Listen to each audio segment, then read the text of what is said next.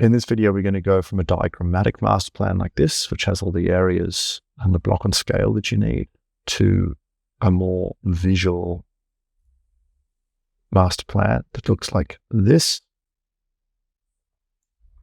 And then we'll put it into Visoid and render it to get something like this, all in about 25 minutes.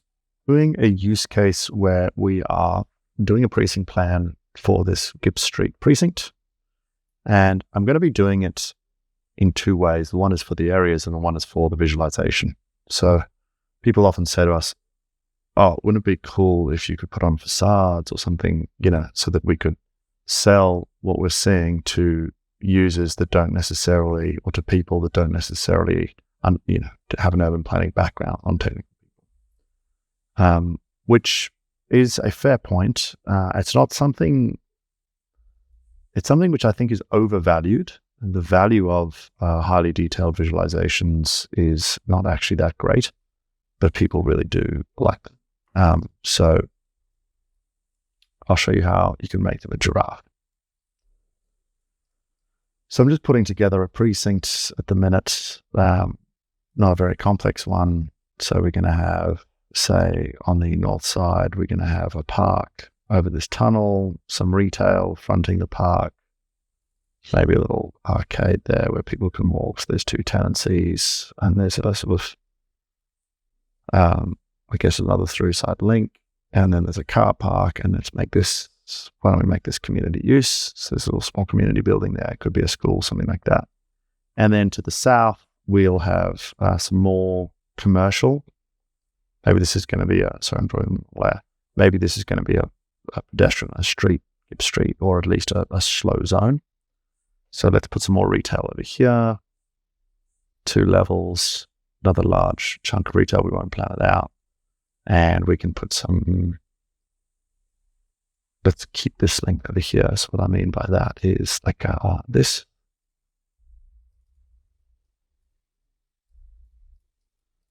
And this is the car park. So let's just do a few sort of commercial buildings like this. And they may as well touch, I guess. And they can have various backs, different sized backs. And then why do we do it? A park over here.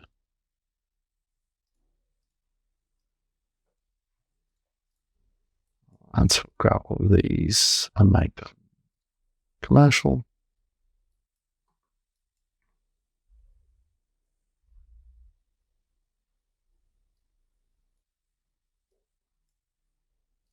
With a setback. Maybe above ground level there's another setback. And you can see here I'm actually modeling explicitly because I could be doing some really complex parametric stuff. But why? It's so quick to model explicitly here that we may as well do it. And maybe there's going to be a residential tower over here. So let's just draw a tower, residential. You can draw polygons. You can draw using lines in Giraffe. I always just prefer drawing using polygons or rectangles. Okay, so some residential, and maybe there's going to be some more residential here, but probably be slightly smaller.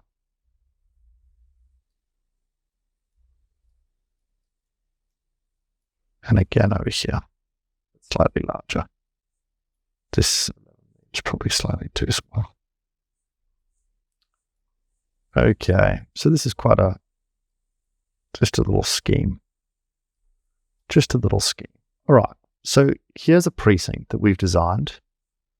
Let's just do this so we don't feel too bad about ourselves. Front the street with retail, so then you come in around the back to the car park, and probably in and out there. All right.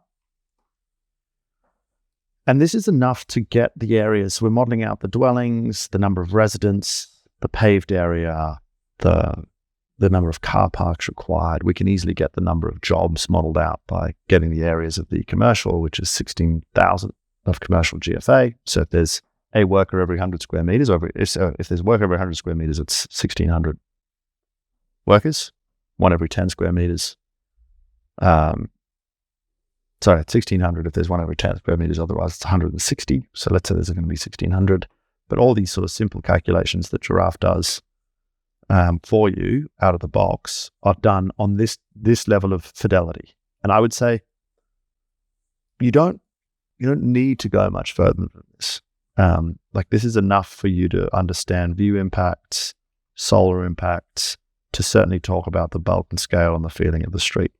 However, one can go a bit further, and I'll sort of show you how one might. So what I would do first is I would copy this in place.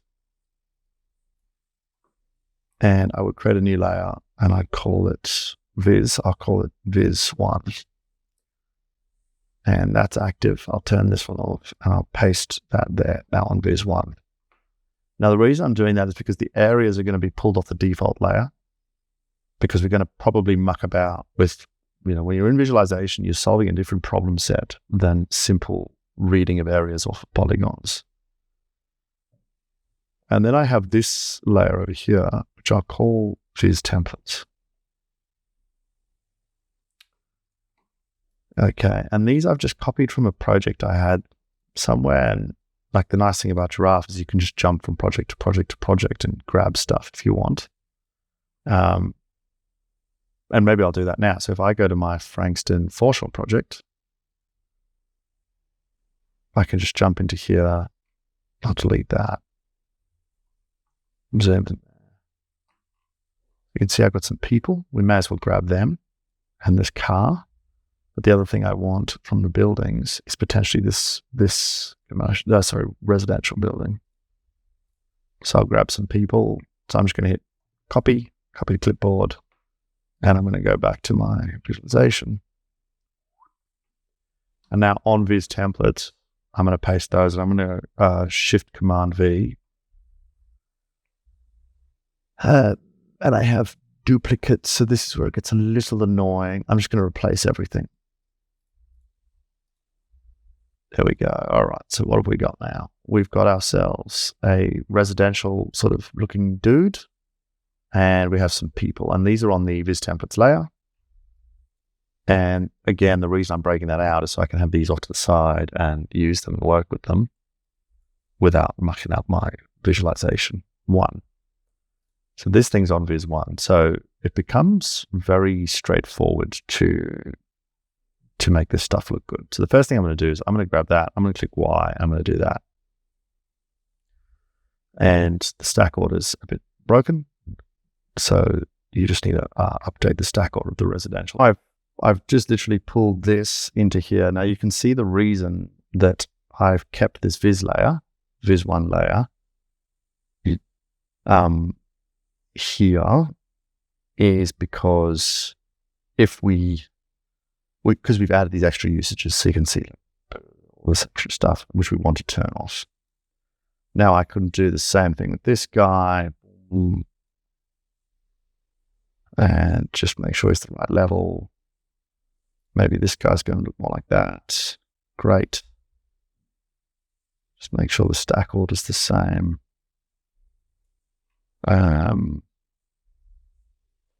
This is a little tricky in the sense that I've drawn a blob here, but this is a spine-based thing. So I'm actually copy this guy, and paste it over here, chuck it on Viz 1, and just manually replace this building. Something like this.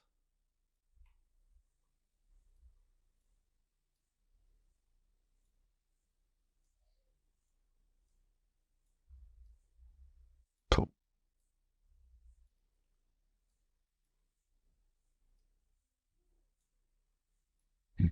All right. You can see there's stack order shenanigans in Giraffe. See if I can do this.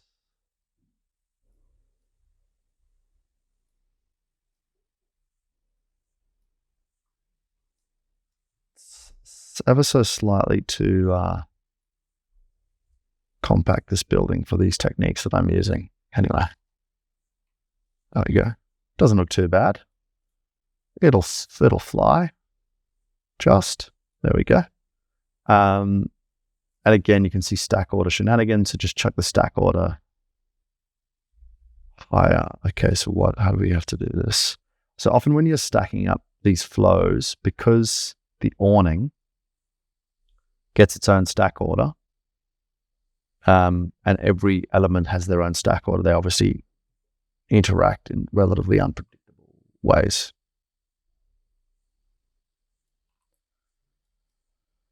Okay. Now, the other thing we can do here is, I think there's actually an edge selector at the start, so you can choose the indices. So say we only want to have the awnings facing this and this. We don't want them there and there. So we'll unselect there and there and select there and there. Okay.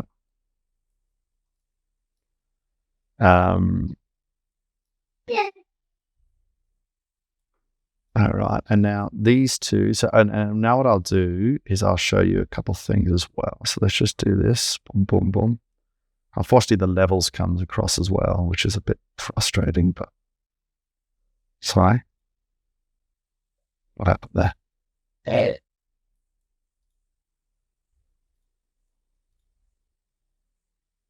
Oh dear.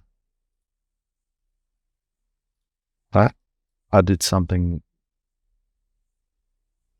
strange. Okay, so what is wrong with you, son? There we go. Okay. So there was a degenerate polygon. So there was 2 points just on top of each other when I did that split operation. It wasn't lovely. So something terrible happened. Okay. And then I just had to fix that polygon, and that terrible thing was then fixed. Okay. Then that guy hit it down. Okay, so now you can see one of the problems about visualization is that all of these buildings start to look the same. But what we can do is we can change them quite substantially with very little effort. Because basically all buildings, not all buildings, but many, many buildings follow patterns. So this one here, if we wanted a more horizontal look, we could do something like this. Or say 0.2 and let's say 3. And then this transom there is too much. So what I'll do is I will add a color property here first. Click, and the offset the polygon. We can offset it out more. Too much. 0.6, 1.5. There we go. And what I want to do is I want to also remove that so it's different. So I think that's that one.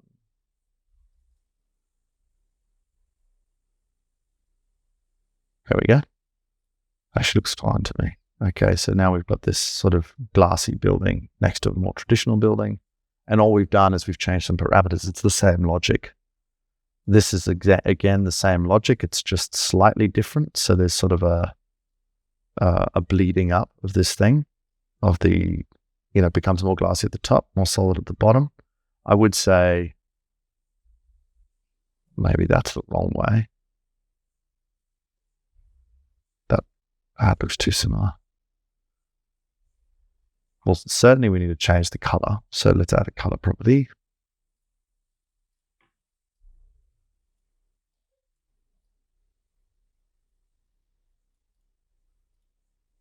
Cool. And let's change the blue here because that's getting too similar. So I wonder if it's this. Oh yeah, that's that. Okay, cool. So let's change it to yeah, cool. Now, look, this is residential, and so it's counting towards the residential, even though we've identified it as commercial. But it doesn't matter because we're on the visualization layer, and so it's all just for show. And because there's such different skill sets, visualization and sort of they're such a unique skill set, it's definitely, again, better to keep them separate.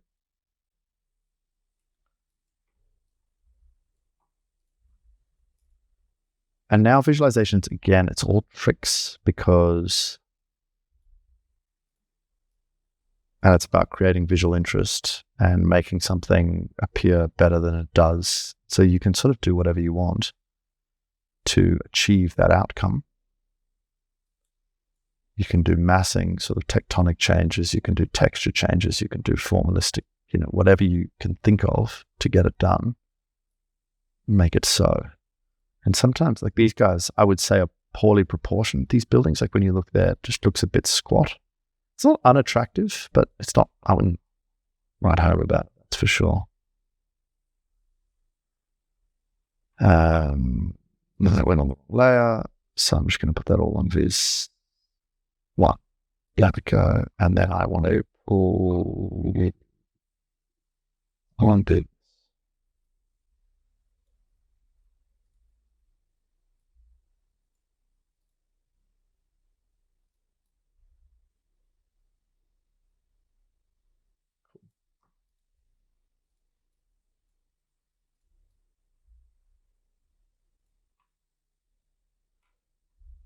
Right, so that streetscape's getting kind of interesting.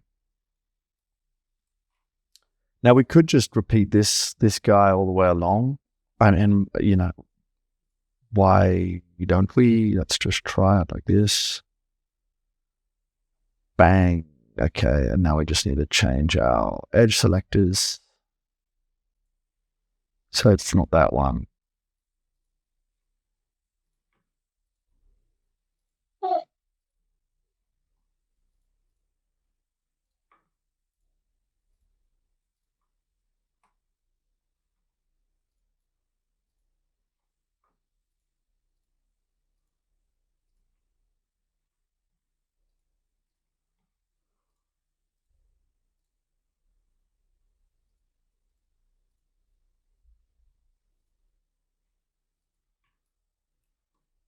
Okay. Oh, I just need to heal our stack order shenanigans.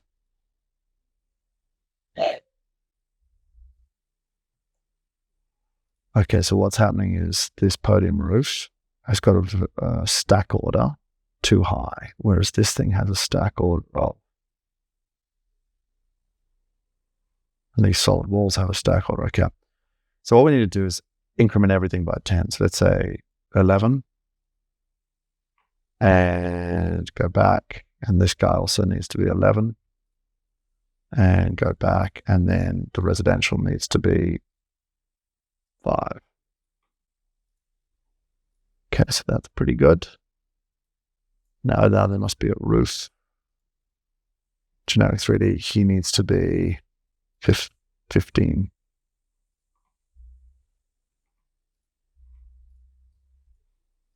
Now I need to understand why this is doing this. Okay. Okay.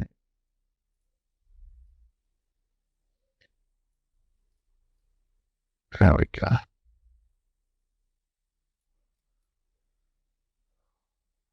Right.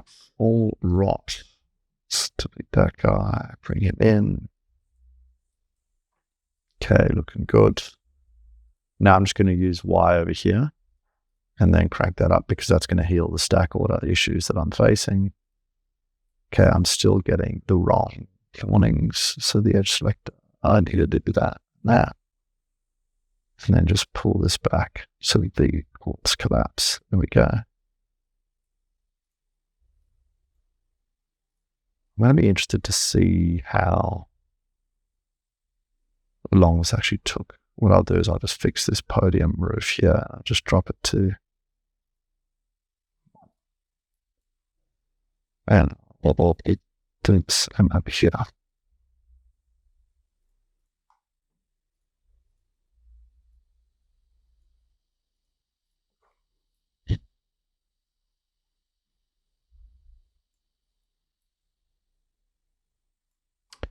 Can I turn off the Viz templates? And let's do one more thing. I'm going to create North Viz. I'm going to pop these guys on it.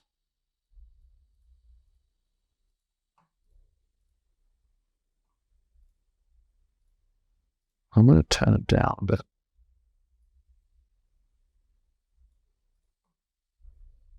And now I'm going to remove these colors so that they become a bit whiter. So I'm going to select all of this together and override the color and the line color.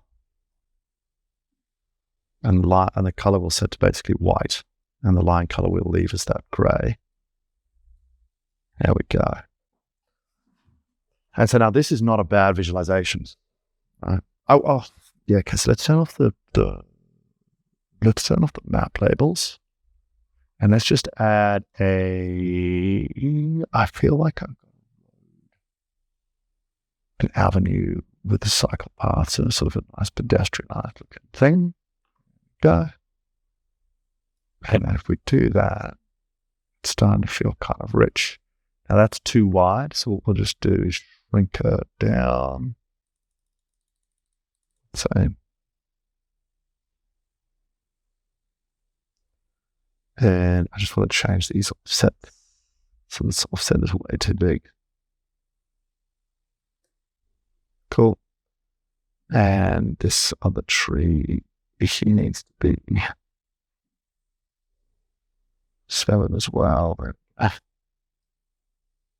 And then the cycle path is out of control.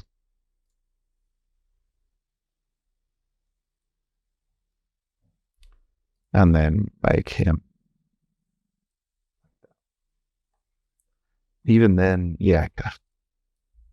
Now I'll put this, I won't put this on, I'll put this on Vis 1 so it's fully transparent. Sorry, it's not fully transparent. I'll move this slightly. Clashing of the trees with the stuff, that doesn't matter because trees are not actually round and they can grow up through the awnings. A problem probably with these trees is they're slightly too low. All right, I'm going to turn off this.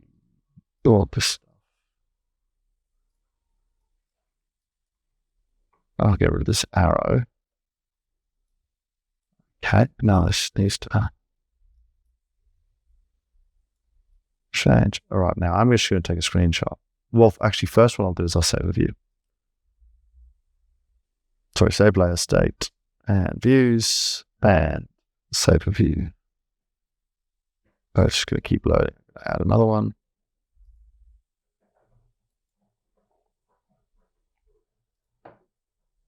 One.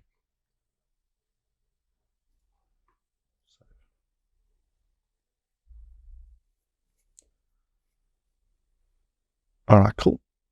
So what I did now was I saved a view and I chucked it into Visoid and prompted away. And this is the sort of AI visualization workflow where you use prompts in the AI, and it's very good.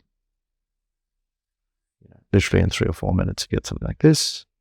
I also threw it into Photopea and, put some stuff on it. If I was a better Photoshopper, we could improve the quality dramatically. But where we've got to now is our actual analytic model. Our classic Giraffe model is this one. Right, and that's what we're basing all of our areas, etc. off. And it's this very diagrammatic looking thing.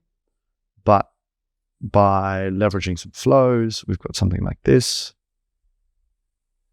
And then by leveraging something by Visoid, we've got something like this, all in Photoshop. And obviously in Photoshop, you can do these things where you could copy in some trees and mask them and texture them up. And really make this image, this diagram pop. And obviously, if you've ever watched a skilled Photoshop artist work, it's amazing. Photopea.com, very good. All you need to do is just watch adverts as you work, which is fine.